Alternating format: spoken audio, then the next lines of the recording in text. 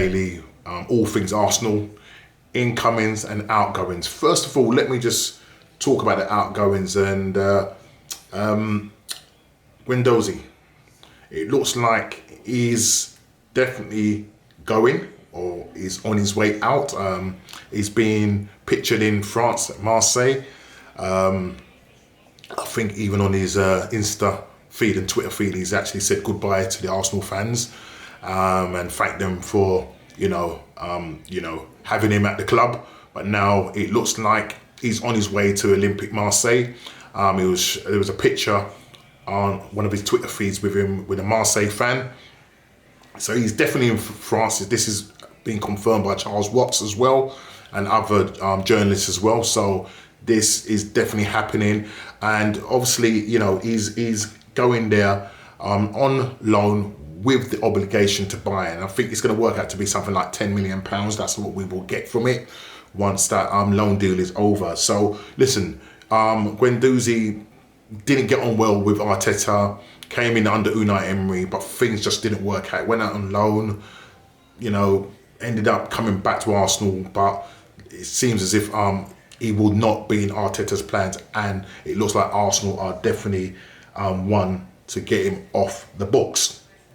So that's Guendouzi. Obviously, the Saliba situation at the moment, we don't know what's happening with that. What we're hearing is that at the moment, Arsenal are obviously looking to negotiate with Marseille. Obviously, that's the club where he wants to go to on loan, but they're saying that that there will be no obligation to buy. There's no fee or nothing like that's going to be involved. It will just be a loan deal. Ideally, I would have liked to have seen him maybe go on loan in the Premier League, maybe go to a club like Newcastle. They were linked with him. There's other clubs that were linked with him, but it seems as if Marseille is his preferred destination. So, we just have to wait and see what happens with that one. At the moment, things have not been confirmed yet, but the likelihood is that that's where he's going to be going on loan to Olympique Marseille. Talking of defenders, what's going on with the White deal? This thing has just been going long. It's just backwards and forwards with this White deal. 1 minute imminent, it's done. Next thing it's not. We're hearing Football London have confirmed that 50 million has been agreed, or they've agreed, Brighton have agreed on a 50 million fee for Ben White. But it seems as if the reason why it's taking so long, because Arsenal seem to be, I'm going to call them a haggle FC, because that's all they do. They seem to haggle over the ins and outs of what the contract should be made of, how they're going to structure the payments and stuff like that. And for me, you get more clubs coming in like Man City. We've been heard that are linked with them. Everton, now Chelsea have kind of put their foot into the arena. And now the problem is, if Man City or Chelsea come in, and there's a bidding war going on, Arsenal don't stand a chance. They don't stand a chance. Chelsea, Man City, here's the money, 55, 60 mil? Take it. We're just Aggle FC right now, and that's what's happening in there. And it frustrates me coming on this show, doing this Transfer Daily every day, and we still have not confirmed signings yet. Yes, the Lokonga deal and the Tavares deal, they're pretty close. The Tavares, he's obviously in London. I think he came in Friday or Saturday. He obviously has to quarantine. We're hearing also with the Lokonga deal that should hopefully happen. Personal terms have been agreed. A fee has been accepted by Anderlecht.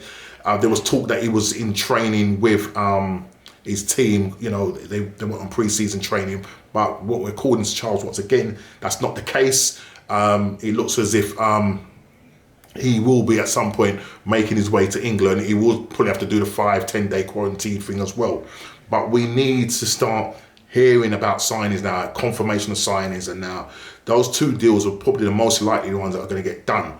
But getting back to the Ben White situation, it's just taking far too long. Ben White wants to come to Arsenal, but the options are going to be open there for him. You know what I mean? He might be looking at thinking, well, Chelsea, Champions League, Man City, Pep Guardiola, you name it. These are teams that you don't want to turn down. Arsenal can't offer them Champions League. Right now, where we are at the moment, we're not in a good place. Obviously, Arteta is trying to build a new side. He's obviously looking to get rid of players, and I'll come on to talk about that with Lacazette and Nketiah. But we need to start pulling our fingers out concerning some of these deals. They're just taking far too long. And the Ben White situation is that we're hearing, as I said, according to Football London, that Brighton have accepted a deal. Now, obviously, things will probably start getting moving once the Euros are over, hoping that England will make it to the finals and win it. But at the moment, they've got Denmark in the way. But it seems as if once the Euros is over, then they can focus and concentrate now. But Arsenal need to pull their fingers out quick concerning this deal. Now, there's talk that there was an alternative. And again, according to reports, again from Football London, I don't know if this was written by George Smith, but it just states that Arsenal were looking at other options just in case they did miss out on Ben White. Now, they're talking about a player, 22 years old. They looked at him a few months ago and as a potential alternative to Ben White. I don't know whether they actually approached this player first before they actually went for the Ben White option, because there's talk that he was worth around about £51 million. His name is, let's get his full name, is Edmond Tapsoba, if I pronounce that right, Edmond Tapsoba. And he plays for Bayer Leverkusen, he's only 22 years old. And I think the £51 million was what was touted back then. Now, I don't know whether Arsenal was put off by that, but then you wonder why now they're going for Ben White. Obviously, I don't think Ben White is worth £50 million, but you're paying for an English player. That is it at the end of the day. You're paying for an English player at the end of the day. Right now, sorry about this. I've got somebody knocking at the door, so I wanted to see who that is.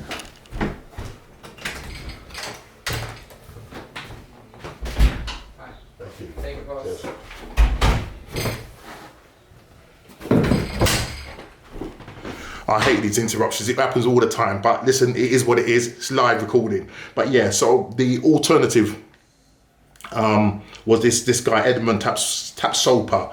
If that's Tapsoba or Tapsoba.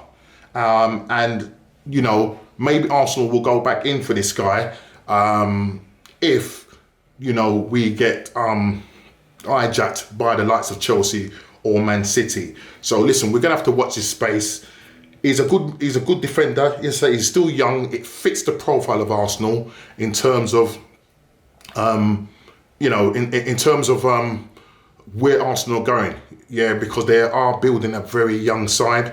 Obviously, we need some kind of experience in there. So I'm hoping that, you know, Arsenal and Arteta will get the balance right. So we are linked again with this player, Edmond Tapsoba, who plays for Bayer Leverkusen. So let's watch his space and see what happens, because obviously if things don't happen with the Ben White situation, then maybe they may go back and probably, if 51 million, if they're spending 50 million, well, why not go for this player?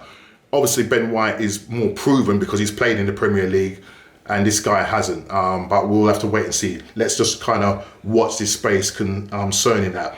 Again, the situation with Granit Xhaka, Arsenal are not budging on their fee. They want 17.5 million from Roma. You know, it looks like, Xhaka wants to leave. And now that they're out of the Euros, Switzerland were knocked out, you know, we can get this deal going. You know, I'm hearing that clubs like Man City, Liverpool are interested in him. Obviously, Juventus are showing their interest as well. But look, I really think Roma are obviously the ones that sort of got their, you know, ahead in the game with this one. And, you know, it seems as if Jose Mourinho likes his player. So hopefully, Xhaka seems like he's got his heart set on going to Roma. Let's hope that this deal gets done as quick as possible. The Locatelli situation. Again, you know, Sasalso are saying that Arsenal, at the moment, it seems like we're still the front runners. Juventus are obviously very wary about this.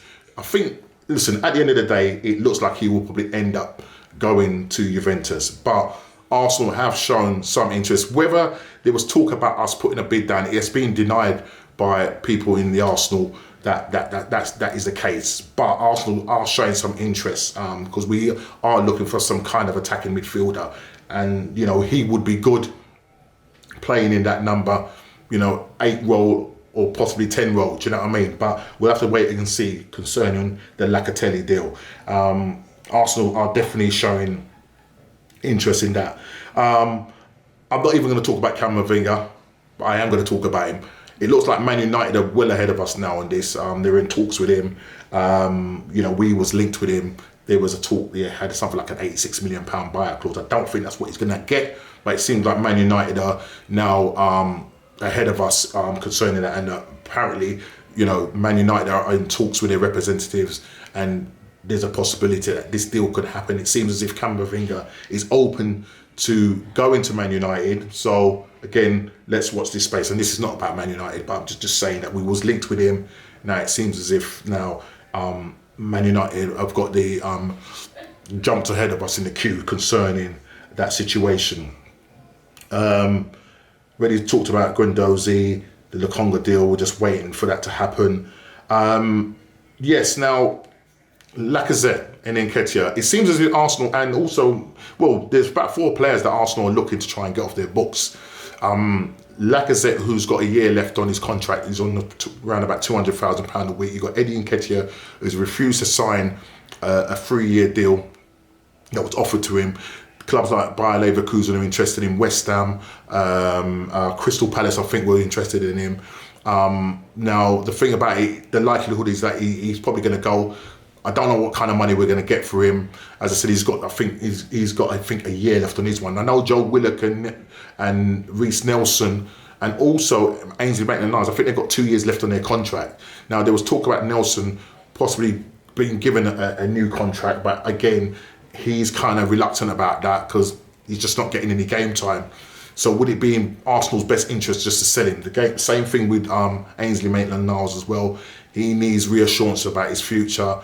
I think Arsenal will end up selling him as well. And Joe Willock, who had a fantastic half season on loan to Newcastle, Arteta's going to have to think about that. Well, should we keep him, or do we put him on loan again?